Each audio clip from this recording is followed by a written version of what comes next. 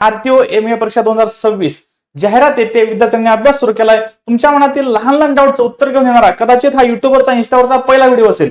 हा व्हिडिओ पाहिल्यानंतर तुमच्या मनात एकही शंका राहणार नाही. या व्हिडिओमध्ये आपण काय काय बघणार आहे तर आरटीओ एमए 2026 या पदाविषयीची संपूर्ण माहिती आपण बघणार आहोत. एकूण जागा किती असणार आहेत, यासाठी पात्रता काय आहे, निवड प्रक्रिया कशी असणार आहे, बदललेला अभ्यासक्रम एक्झाम पॅटर्न काय असणार आहे ते आपण बघूया. परीक्षा पद्धती, परीक्षा दिनांक, त्यानंतर पुस्तके, या सगळ्यांची इत्थंभूत माहिती, लायसन कोणती लागते, मुलींसाठी काय क्रायटेरिया आहेत, मुलांसाठी काय क्रायटेरिया आहेत, फिजिकल क्रायटेरिया काय, या सगळ्या गोष्टींची माहिती आपण या व्हिडिओमध्ये बघणार आहोत. लक्षात ठेवा, हा व्हिडिओ बघितल्यानंतर तुमच्या मनात एकही शंका राहणार नाही. हा व्हिडिओ संपूर्ण बघा तुम्ही. सगळ्यात आधी आपण बघूया सेशनचा ओव्हरव्ह्यू. या सेशनमध्ये आपण काय काय बघणार आहोत, एक्झामची टाइमलाईन बघणार आहोत, ऍड कधी येणार, प्रिलिम्स कधी होणार, मेन्स कधी होणार, रिझल्ट त्यांचे कधी लागणार, या सगळ्यांची माहिती आपण यामध्ये बघणार आहोत. एक्सपेक्टेड वॅकन्सी किती असणार आहेत ते आपण बघूया. सॅलरी किती मिळते, म्हणजे 7व्या वेतन आयोगानुसार किती आणि आता वाढून 8व्या वेतन आयोगानुसार किती होणार आहेत ते पण आपण बघूया. रोल्स अँड रिस्पॉन्सिबिलिटी, तुम्ही आरटीओ एमए झाल्यानंतर तुम्हाला डिपार्टमेंटला गेल्यानंतर तुम्हाला कामं काय असतात ते पण या व्हिडिओमध्ये आपण बघूया. एज्युकेशनल क्वालिफिकेशन काय असतं, फिजिकल क्वालिफिकेशन काय असतं, मुलांसाठी काय असतं, मुलींसाठी काय असतं ते पण बघूया. त्यानंतर एज लिमिट, बरेचसे माजी सैनिक असतात, खेळाडू असतात, त्या सगळ्यांसाठी आपण एज लिमिट काय ते पण बघूया. त्यानंतर लास्ट इयर अपिअरिंग, बॅकलॉग असेल, वायडी असेल, हे विद्यार्थी एलिजिबल आहेत का ते आपण बघूया. Licence requirement, 2 wheeler 4 wheeler heavy, या विषयीची माहिती घेऊया. गॅरेज एक्सपिरियन्सची माहिती घेऊया. या परीक्षेची तयारी का करावी हे पण या व्हिडिओमध्ये आपण बघणार आहोत. ओल्ड एक्झाम पॅटर्न काय होता, न्यू एक्झाम पॅटर्न काय होता ते आपण बघूया. त्यानंतर प्रिव्हियस कट ऑफ काय होते, म्हणजे मागच्या वेळेस प्री पास होण्यासाठी किती मार्क लागले, 2017ला कट ऑफ किती होता, 2020ला कट ऑफ किती होता, मुलांचा किती होता, मुलींचा किती होता, कॅटेगरी वाईज कट ऑफ काय होता ते पण आपण या व्हिडिओमध्ये बघणार आहोत. ही सगळी माहिती तुम्हाला एकाच व्हिडिओमध्ये मिळणार आहे, त्यामुळे तुम्ही दुसरं कुठे जायची गरज नाही. या व्हिडिओमध्ये तुम्हाला सगळ्या प्रश्नांचं सोल्युशन मिळणार आहे. त्याआधी एक महत्वाची सूचना तुम्हाला देतो. आरटीओ एमए यशाचा राजमार्ग नावाची एक धनंजय कचाले सरांची एक बॅच आहे, ज्यामध्ये ते स्वतः सर 2 वेळा आरटीओ आहेत. त्यांनी सर्व गोष्टींवरती सेशन टाकले, प्रत्येक विषयानुसार स्ट्रॅटेजी लेक्चर्स, परीक्षा पास होण्यासाठी सिक्रेट स्टडी प्लॅन, अभ्यासासाठी पुस्तके कोणती वापरावी, त्यानंतर प्रश्न कुठून सोडवावे, एमसीक्यू सॉल्व्हिंग टेक्निक काय, स्टडी टेक्निक्स काय, रिव्हिजन टेक्निक्स काय, इग्नाइट अकॅडमीच्या मागील ज्या परीक्षेमध्ये ज्या विद्यार्थ्यांची आरटीओ एमए म्हणून निवड झाली त्या विद्यार्थ्यांचे इंटरव्ह्यू सुद्धा त्यामध्ये तुम्हाला उपलब्ध होणार. ही बॅच फक्त 2 रुपयाला आहे, म्हणजे ज्याला ज्याला आरटीओ व्हायचं त्या प्रत्येकाने ह्या बॅचला एनरोल केलेलंच असलं पाहिजे. त्यासोबतच बरेचसे प्रश्न एमपीएससी मध्ये येणारे, आरटीओच्या मागील परीक्षेमध्ये आलेले हे स्टेट बोर्ड मधून जसे तसे आले होते, तर तो रेफरन्स म्हणजे 30% प्रश्न जवळजवळ एमपीएससीतले ज्यांचा रेफरन्स स्टेट बोर्ड मध्ये असतो, तर अशा सगळी स्टेट बोर्ड वाचणं तुम्हाला शक्य नाही. म्हणजे जर वर्षीचे 5-5 पकडले तर 5वी ते 10वी पर्यंत जवळजवळ 31 पुस्तकं असतात, ती वाचणं शक्य नाही. पण इग्नाइट अकॅडमीने फक्त 99 रुपयामध्ये तो कोर्स तुमच्यासाठी अवेलेबल करून दिलाय. त्यासाठी तुम्हाला इग्नाइट अकॅडमीचा ऍप प्ले स्टोरवरून डाउनलोड करायचा आहे, त्यामध्ये तुम्हाला हा कोर्स दिसून जाईल. ही आरटीओची ऑनलाईन बॅच आहे, ऑफलाईन बॅच आहे. पुणे, छत्रपती संभाजीनगर आणि नाशिक या 3 लोकेशनला तुम्हाला ऑफलाईन आरटीओची बॅच मिळेल. इथं शिकवणारे शिक्षक स्वतः आरटीओ आहेत, प्रतीक सर असतील, तुषार सर असतील, धनंजय सर 2 वेळा आरटीओ परीक्षा काय आहेत.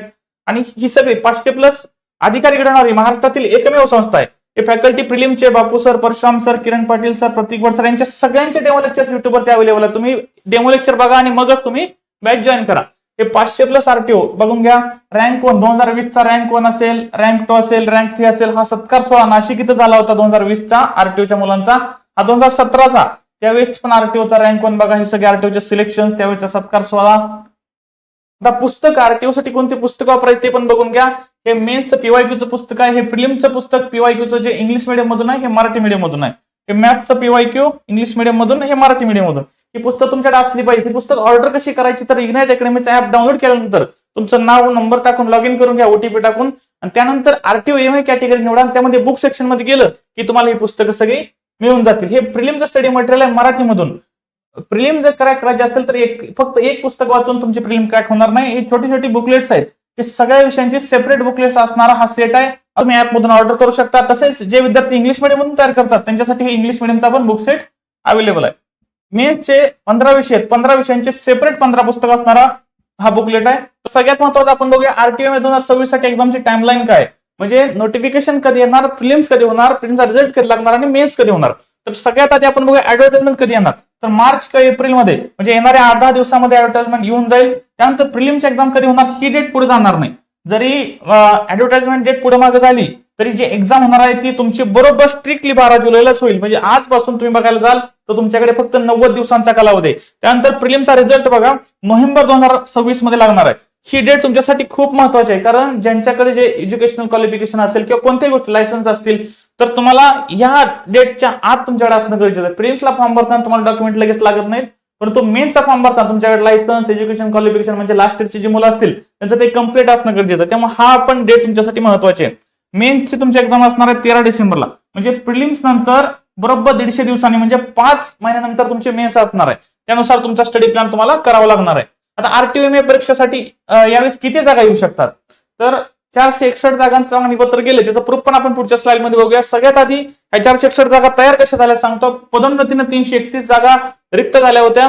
नवीन कार्यालयामध्ये निर्माण झालेली पद 60, रिक्त असणारी पद 70, म्हणजे बऱ्याचशा दिवसापासून 5-6 वर्षापासून म्हणजे नोटिफिकेशन न आल्यामुळं तयार झालेली पद आहेत ती आहेत 70. ही सगळी मिळून 2026 मध्ये 461 जागांची जाहिरात येणार आहे. त्यानंतर जे मागणीपत्र गेलं त्या मागणीपत्राची माहिती आपण बघूया. सहाय्यक मोटार वाहन निरीक्षक रिक्त पद आहेत 461. 17 मार्च या दिवशी जे मागणीपत्र गेलं त्यावेळी इग्नाइटची टीम तिथं होती, त्यांनी त्यासाठी प्रयत्न केले. इथं बघा त्यांनी स्पष्टपणे सांगितले 461 रिक्त जागाचे मागणीपत्र महाराष्ट्र लोकसेवा आयोगास दिनांक 17 मार्च 2026 रोजीच्या पत्रान्वये सादर करण्यात आले आहे. हे बघा तुम्ही आरटीएचा रिप्लाय त्यांनी सांगितलंय, म्हणजे 461 जागांची ऐतिहासिक जाहिरात येणं फिक्स झालंय. डेट नोटिफिकेशनची थोडीफार पुढे मागे होऊ शकते, पण ऍडव्हर्टाइजमेंट फिक्स आहे. तुम्ही अभ्यासाला लागा. आजही आपण तुम्ही ज्यावेळेस माझा व्हिडिओ बघताय, मी ज्यावेळेस व्हिडिओ रेकॉर्ड करतोय, यावेळेस बरेचसे विद्यार्थी लायब्ररीमध्ये बसून अभ्यास करतायत, हे तुम्ही लक्षात ठेवा. त्यानंतर आरटीओएमए जाहिरात आल्यापासून अभ्यासाला किती वेळ मिळतो, तेवढ्या वेळेत अभ्यास होऊ शकतो का, तर सगळ्यात आधी बघून घ्या. जाहिरात 5 ते 10 दिवसात येऊन जाईल. त्यानंतर पूर्वपरीक्षेसाठी तुमच्याकडे 3 महिन्याचा वेळ आहे, म्हणजे 90 दिवसांचा वेळ तुमच्याकडे पूर्वपरीक्षेसाठी आहे. आणि मेन्ससाठी तिथून पुढे तुम्हाला 5 महिन्यांचा वेळ आहे, ज्यामध्ये तुम्हाला स्टडी करायचा आहे, टेस्ट सिरीज द्यायचा, रिव्हिजन, प्रॅक्टिस, मॉक टेस्ट, हे सगळं तुम्हाला त्या वेळेमध्ये करायचं आहे. आता आरटीओएमए परीक्षेसाठी शैक्षणिक पात्रता काय आहे, तर मेकॅनिकल ऑटोमोबाईल ब्रांच मधून तुमचं डिप्लोमा किंवा डिग्री असणं गरजेचं आहे. ही सगळ्यात बेसिक क्रायटेरिया आहे की मेकॅनिकल प्रोडक्शन किंवा तुमचं ऑटोमोबाईल मधून डिप्लोमा किंवा डिग्री असणं गरजेचं आहे. बरेचसे विद्यार्थी यामधून असतात. आता त्यासोबतच आरटीओ साठी इतर काही ब्रांचेस पण इलिजिबल आहेत, तर त्या कोणकोणत्या ब्रांचेस आहेत ते आपण बघूया. डिप्लोमाच्या काही ब्रांचेस सांगतो तुम्हाला. प्रोडक्शन टेक्नॉलॉजी असेल, प्रोडक्शन इंजिनिअरिंग असेल, मशीन टूल मेंटेनन्स असेल, फॅब्रिकेशन टेक्नॉलॉजी असेल, diploma in fabrication and erection engineering असेल, डिप्लोमा इन प्लांट इंजिनिअरिंग असेल आणि डिप्लोमा इन मेटलर्जी असेल. हे सगळे या आरटीओच्या परीक्षेसाठी पात्र आहेत. त्यासोबतच डिग्रीमध्ये बघाल तर तुम्ही मेकॅनिकल असेल, ऑटोमोबाईल असेल, प्रोडक्शन असेल आणि इंडस्ट्रियल, ह्या 4 बॅचलरच्या डिग्री त्यासाठी इलिजिबल आहेत. त्यासोबतच नवीन JR नुसार तुमची मेकॅट्रॉनिक्स ही एक डिप्लोमा, मेकॅट्रॉनिक्सचा डिप्लोमा यासाठी इलिजिबल आहे. ज्या विद्यार्थ्यांचा मेकॅट्रॉनिक्स मधून डिप्लोमा झालाय यासाठी इलिजिबल असणार आहेत. त्यानंतर डिप्लोमा इन पॅकेजिंग टेक्नॉलॉजी पण यासाठी इलिजिबल आहे. त्यानंतर आरटीओएमए परीक्षेसाठी शारीरिक पात्रता काय लागते ती आपण बघूया. शारीरिक पात्रता बघायला जाल तर मुलांसाठी वेगळी असते आणि मुलींसाठी वेगळी असते. तर उंचीचा क्रायटेरिया बघायला जाल तर मुलांसाठी 163 सेंटीमीटर असतो आणि मुलींसाठी 155 सेंटीमीटर असतो. वजन मुलींसाठी 45 किलोग्राम हे मिनिमम, हे सगळं लिमिट आहे ते मिनिमम आहे. यापेक्षा जास्त असेल तर तुमचं चालतं. मुलींचं वजन 45 किलोग्राम असलं पाहिजे आणि मुलांचे चेस्ट 79 सेंटीमीटर मिनिमम असली पाहिजे. आणि जेवढी असेल, समजा तुमची 80 असेल, 85 असेल, किती असेल, पण नंतर तुमचं एक्सपान्शन नंतर 5 सेंटीमीटर तुमचं एक्सपांड झालं पाहिजे. हा क्रायटेरिया या ठिकाणी असणार आहे. त्यासोबत 2 गोष्टी आहेत. रंगांधळेपणा म्हणजे कलर ब्लाइंडनेस, तुम्ही आरटीओ होणार आहात, तुम्हाला रेड, ग्रीन, येलो हे सिग्नल तुम्हाला समजले पाहिजेत, पण रंगांधळेपणा इथं चालत नाही. त्यासोबतच दिव्यांग विद्यार्थी पण अपात्र आहेत. आरटीओएमए परीक्षेसाठी वयोमर्यादा काय असते, तर 19 हे मिनिमम एज लिमिट असतं, ते तुमचं कंप्लीट होऊन जाईल एलिजिबिलिटी. त्यानंतर मॅक्सिमम तुमचं वय 38 वर्ष असतं आणि जर तुम्ही कॅटेगरीमध्ये येत असाल तर तुमचं वय 5 वर्षाचं तुम्हाला रिलॅक्सेशन असतं, म्हणजे तुम्ही 43 वयापर्यंत ही एक्झाम देऊ शकता. तुम्ही जर खेळाडू असाल तरी तुम्ही 43 वयापर्यंत देऊ शकता. माजी सैनिक असाल तर त्यांना तुमचं 43 वय प्लस सेवा कालावधी प्लस 3 वर्ष, म्हणजे तुम्ही जर 5 वर्ष सर्व्हिस दिली असेल तर 43 वय प्लस तुमचं 5 वर्ष सेवा कालावधी आणि प्लस 3 वर्ष असं तुमचं मॅक्सिमम एज लिमिट असणार आहे. कुणाला कसले शंका अजून असतील तर तुम्ही कमेंटमध्ये मला विचारू शकता. आरटीओएमए परीक्षेसाठी लास्ट इयर अपिअरिंग विद्यार्थी पात्र आहेत का, तर बरेचसे विद्यार्थी आहेत. आपल्या युट्यूबवरती पण कनेक्ट झालेले, टेलिग्रामवरती, इन्स्टावरती सगळे कनेक्ट झालेत. बरेचसे विद्यार्थी लास्ट इयरचे ते आम्हाला विचारतात की सर आम्ही लास्ट इयरला आहे, आमची लास्टचे सेमेस्टर चालू आहे, त्याचे एक्झाम्स आहेत, तर हे झाल्यानंतर आम्ही या एक्झामची तयारी करणार आहे, तर आम्ही इलिजिबल आहे का, तर हो, तुम्ही सगळे विद्यार्थी लास्ट इयरचे इलिजिबल आहात.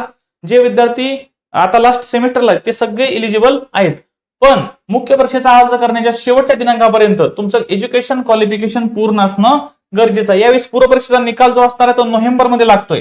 म्हणजे त्यांनी जो टाइम टेबल दिलं एमपीएससीनं वेळापत्रक 2026 त्यामध्ये तुमचा निकाल नोव्हेंबर 2026 मध्ये लागणार आहे आणि तोपर्यंत तुमचा कुठलाही एक्झामचा रिझल्ट बाकी नसणार आहे. त्यामुळे तुम्ही यावर्षी जे मुलं लास्ट इयरला आहेत ती सगळे मुलं या ठिकाणी असणारे या एक्झामसाठी इलिजिबल असणार आहेत.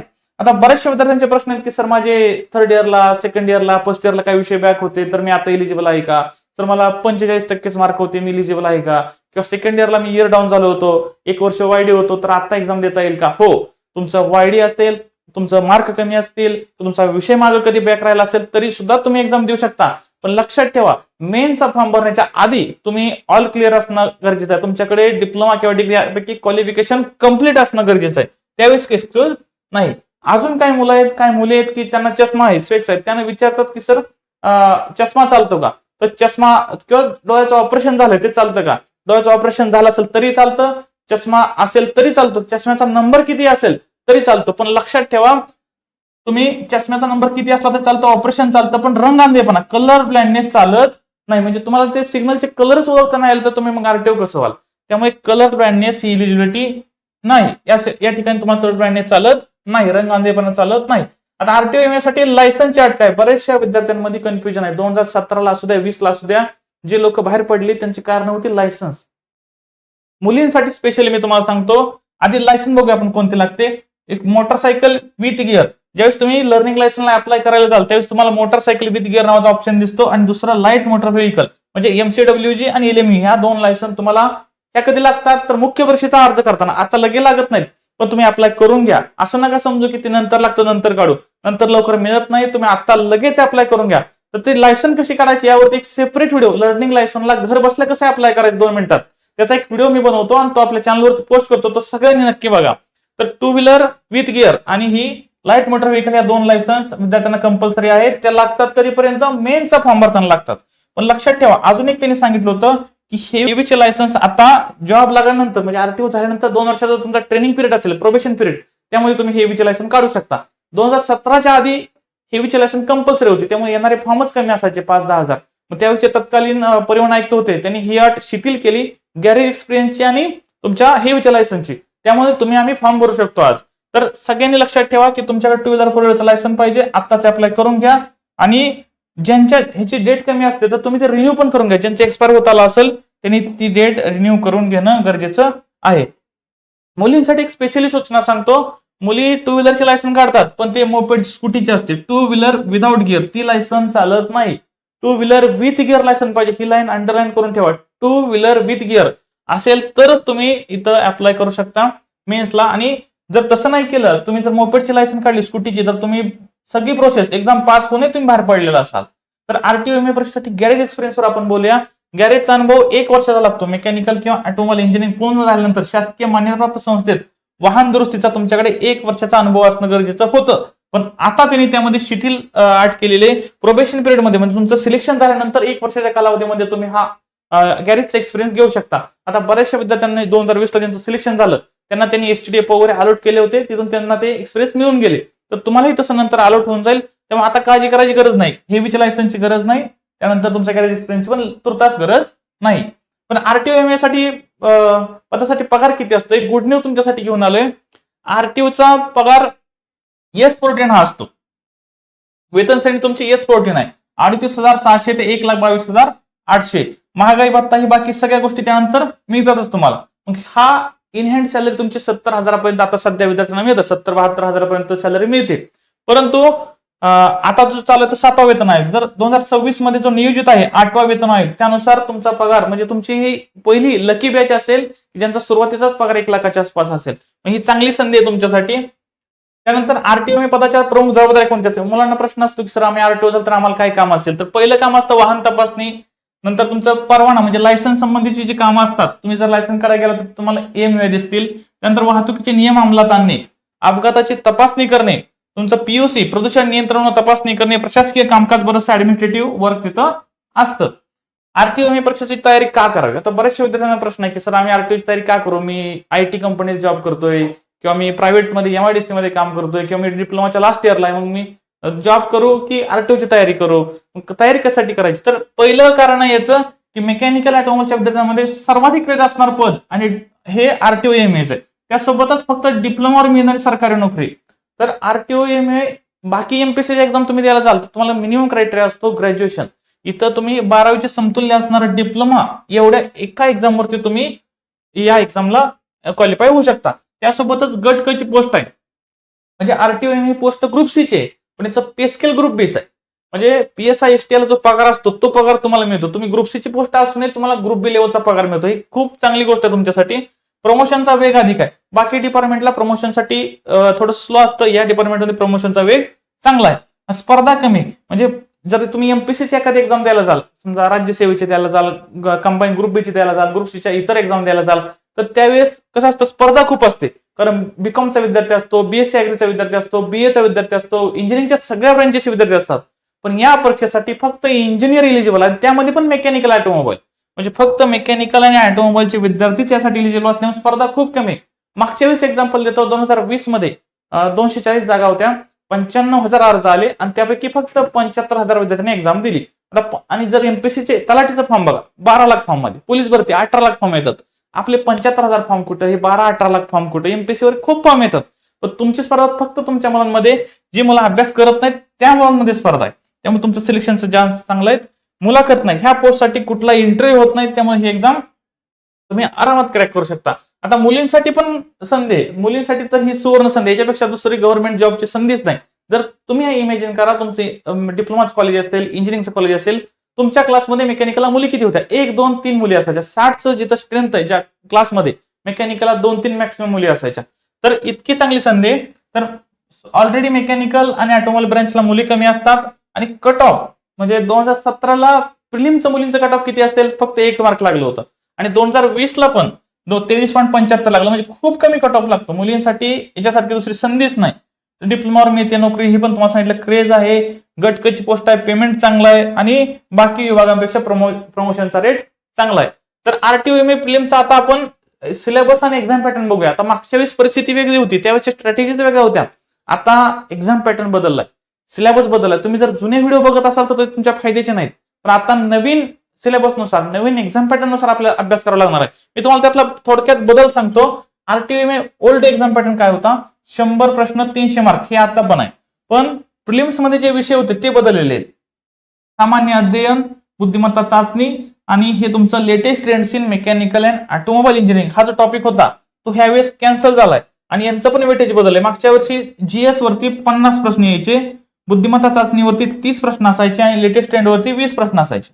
मग हे झाले 80 प्रश्न. म्हणजे तुम्ही असं पकडा की GS वरचे तुमचे 50 प्रश्न, तुमचे मेकॅनिकलचे 20 प्रश्न आणि ऍप्टिट्यूड रिजनिंगचे 30 प्रश्न.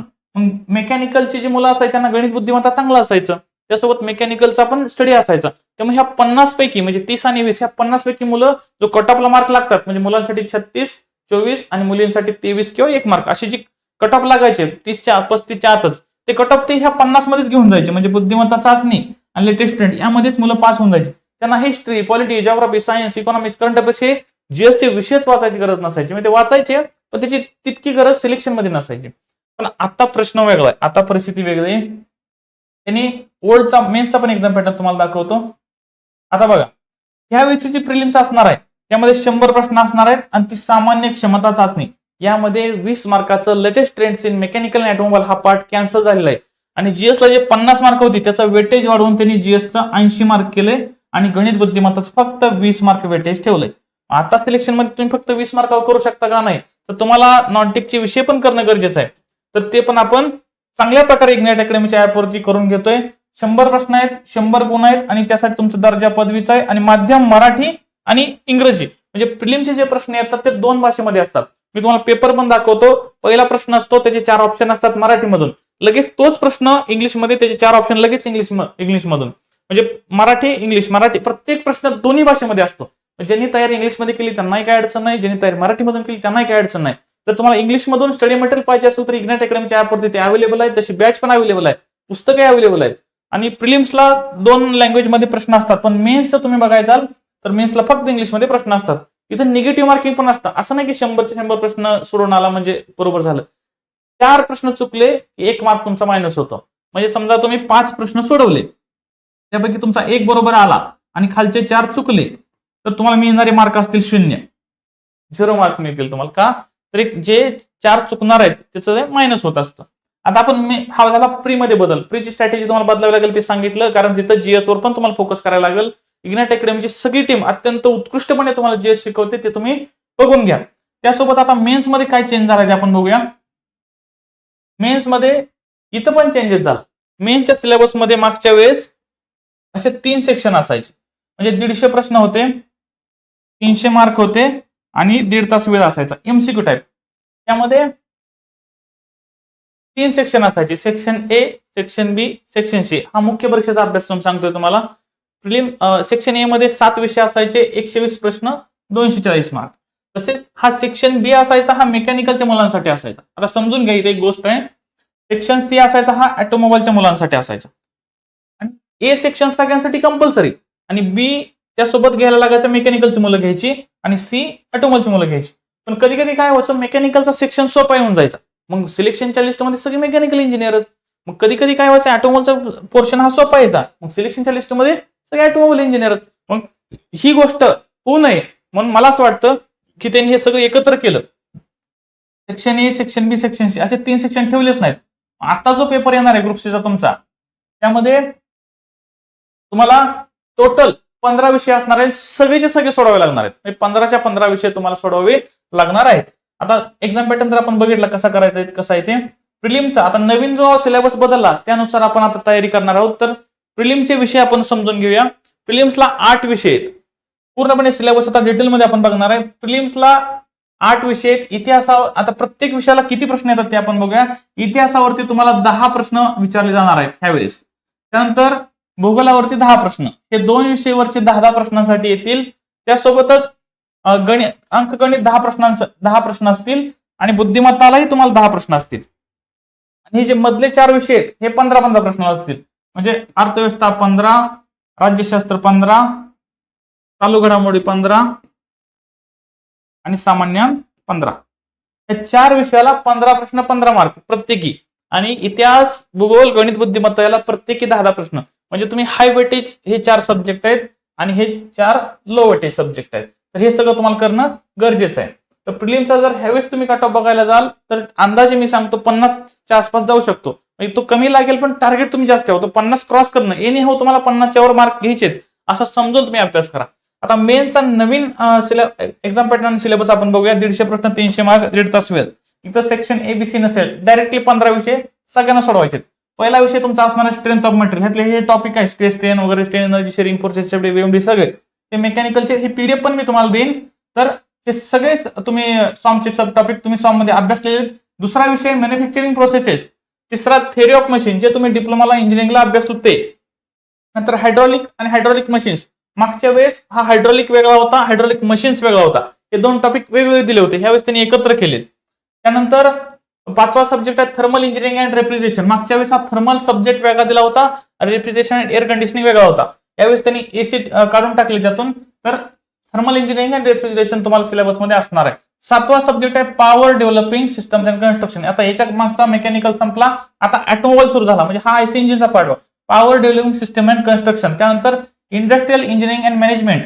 त्यानंतर कुलिंग अँड ल्युब्रिकेशन सिस्टम ऑटोमोबाईलचा पार्ट आहे. ट्रान्समिशन सिस्टम हे ऑटोमोबाईलचा पार्ट आहे.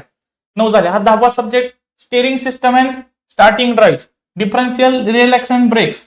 त्यानंतर vehicle maintenance and transport management हे ऑटोमोबाईलचे सब्जेक्ट शेवटचे आहेत. त्यानंतर automobile electrical and electronics part. नंतर इंट्रोडक्शन टू इलेक्ट्रिकल व्हेकल्स. नंतर मोटार व्हेकल ऍक्ट हा एक खूप चांगला पार्ट नव्याने ऍड झालाय. प्रतीक रोडे सर हा अतिशय चांगल्या प्रकारे शिकवतात.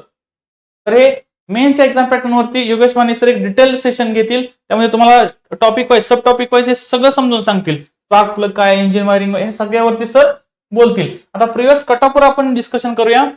कॅटेगरी वाईज बघूया. ओपनचा जो 2017ला मुलांचा कट ऑफ होता, 24 मार्क होता, आणि तोच 2020 मध्ये तो 24चा 36 झाला, म्हणजे कट ऑफ वाढला. आणि 2017ला मी मगाशी जे म्हणतो तो मुलींचा कट ऑफ 1 मार्क होता, तो बघा 1 मार्क 2017ला मुलींचा कट ऑफ होता, तोच नंतर 2020 मध्ये 23.75 झाला. म्हणजे 2017ला ज्यावेळेस ऍड आली होती त्यावेळेस 188 जागा होत्या, त्यावरून 800 झाल्या.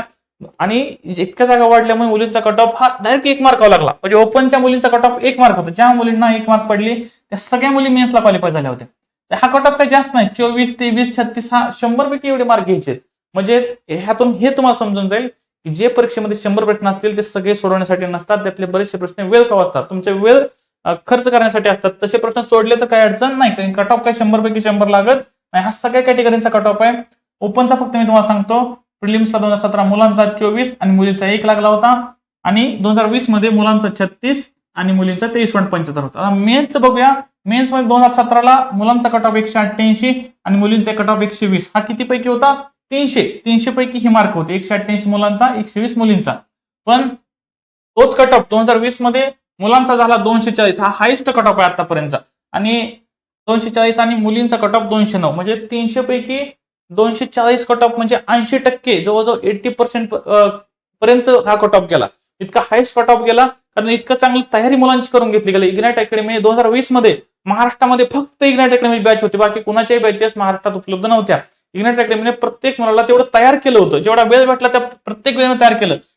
कुठल्याही एक्झाम मध्ये सहज शक्य नाही. 80% कट ऑफ जात असेल तर त्या मुलाची तुम्ही विचार करा तयारी किती झाली असेल. त्यानंतर अजूनही मी मुलांना सांगतो, opportunity don't wait, act before they pass. म्हणजे a raised hand after the bus is gone is just regret.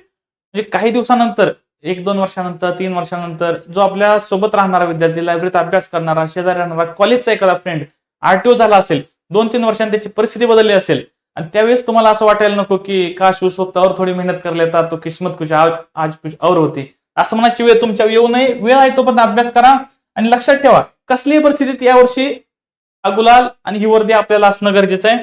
कसेही करून आपण ते मिळवणार. त्यासोबत मी तुम्हाला सांगतो, धनंजय कचाले सर जे 2 वेळा आरटीओ एमए परीक्षा पास आहे, 2011ला आणि 2017ला. यांचं इंस्टाग्राम पेज आहे आरटीओ एमए धनंजय कचाले, यावरती ते सर गाईड करत असतात. तुम्ही सगळ्यांनी ते इंस्टा पेज फॉलो करून घ्या. सर्च करा इंस्टावरती जाऊन की आरटीओ एमए धनंजय कचाले, ह्या पेजला सगळ्यांनी फॉलो करून घ्या. त्यासोबतच इग्नाइट अकॅडमी आरटीओ एमए नावाचं आपलं युट्यूबला चॅनल आहे, हे सगळ्यांनी सबस्क्राईब करून घ्या. त्यासोबत टेलिग्रामला इग्नाइट मेकॅनिकल नावाचं टेलिग्राम चॅनल आहे, ते पण जॉईन करून घ्या.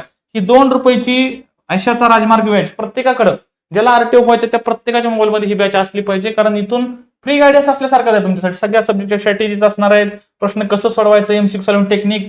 आता यावेळेस तुम्ही जर नाही पास झाला किंवा काही ट्रायल अँड एरर केलं तर पुढच्या वर्षी लगेच एक्झाम आहे का? एमपी सारखी आहे का दर वर्षी एक्झाम येते? तसं नाही. तर ही एक्झाम 10 वर्षानंतर येते. आता परत एक्झाम कधी ही माहित नाही, कदाचित 2032-33 ला येऊ शकते, तर माहित नाही कधी येणार. त्यामुळे आता ही संधी, ह्या संधीचं सोनं करा. ही स्टेट बोर्डची बॅच आहे, ही पण तुम्ही जॉईन करू शकता. आणि ही ऑफलाईन बॅच, ऑनलाईन बॅच सगळ्यांनी जॉईन करून घ्या. ज्याला आरटीओ व्हायचं, आपण कॉलेजला 1-1 लाख फी भरली आहे, त्यामुळे त्यासाठी आता जे आपलं आयुष्य बदलणार त्यासाठी तुम्ही विचार जास्त करू नका. ही बॅच तुम्ही जॉईन करू शकता. फॅकल्टी चांगली आहेत. पुस्तकं ही सगळी तुम्हाला ऍपवरती मिळतील. प्रिलिमचा पुस्तकांचा सेट आहे मराठीमधून, जे मुलं इंग्लिशमधून तयार करतात त्यांच्यासाठी इंग्लिशमधून सेट आहे. हा मेन्सचा पुस्तकांचा सेट आहे जो बॅचच्या मुलांना मिळतो. हे सगळे सिलेक्शन रँक 1, 2, 3. मागच्या वर्षी सरांनी प्रॉमिस केलं होतं की जो विद्यार्थी त्यांच्या बॅचचा जो विद्यार्थी आरटीओ मध्ये राज्यात पहिला येईल त्याला त्यांनी बुलेट क्लासिक 350 देणार. तर त्या विद्यार्थ्याला सरांनी क्लासिक 350 ही बुलेट रॉयल एनफिल्ड दिली. तसा सत्कार सोहळा नाशिकला झाला होता. हा बघा 2017चा सत्कार सोहळा.